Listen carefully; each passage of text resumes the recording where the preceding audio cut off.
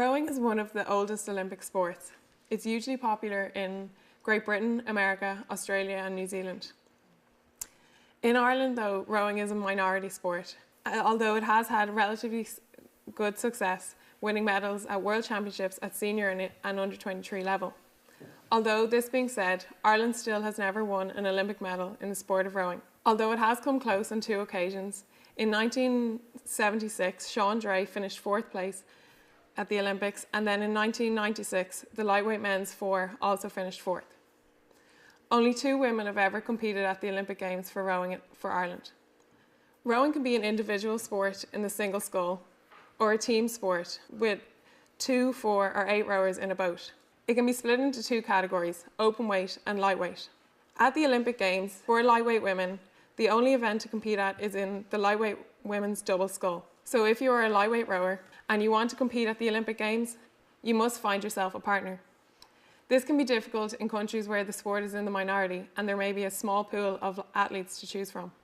Ireland has never qualified a lightweight women's boat for the Olympic Games, and this is my goal. So what's so great about rowing? I think it's a fantastic sport because it requires so much of its athletes.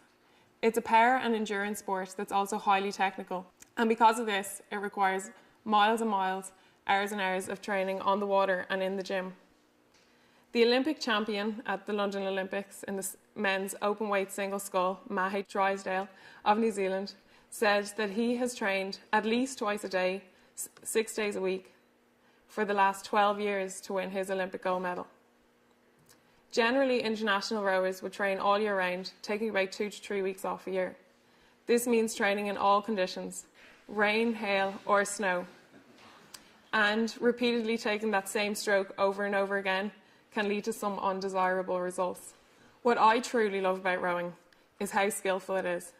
Such minor movements of your body and the blades can lead to such differences in speed. If you can get an extra centimetre further per stroke, it can be the difference of over 2 metres by the end of the race. It's these extra centimetres per stroke that are going to be the difference you're going to need. You're always striving for the most effective, efficient stroke, and then you need the physiology to repeat it over 220 times down the course of the race. It's the technical aspect of the sport that sometimes allows the small athletes to beat the big giants. I started rowing at the age of 15. I completed a summer camp and went on to join Commercial Rowing Club based on the River Liffey. It was a lot of fun as a junior, travelling to different competitions around Ireland and abroad. In 2008, I started my engineering degree here in UCD and joined the UCD college rowing team. On my 2nd year in college, I decided to try out for the national team. It started quite positively. We finished in an A final at a World Cup and we were 4th at the Europeans. So at this stage, I had gotten the bug. I returned to the 3rd year of my engineering degree and I knew I needed to train as much as a full-time athlete while completing my studies.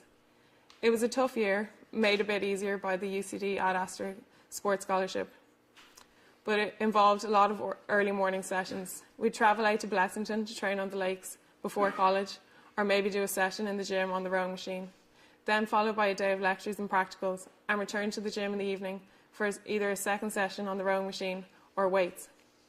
My friends had to get used to seeing me for a fleeting hour here and there.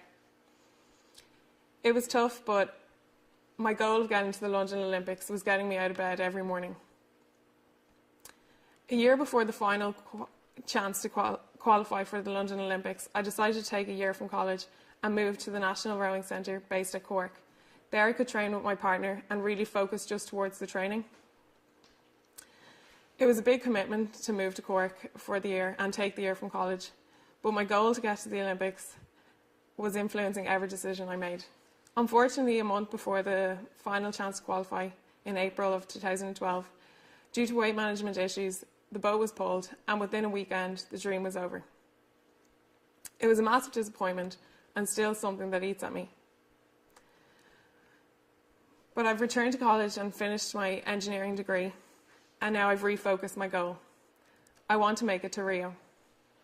I know the only way to overcome the disappointment of not getting to London is to try again and succeed. Only then will the disappointment be diminished and not be the defining point in my rowing career.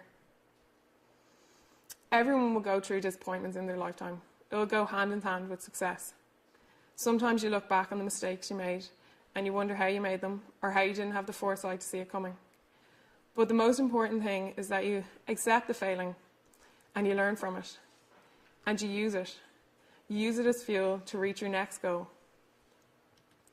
So though no one can go back and make a brand new start, anyone can start from now and make a brand new ending. So for the next 3 years, I'll be training hard to make it to Rio, and hopefully you'll see me there. Thank you.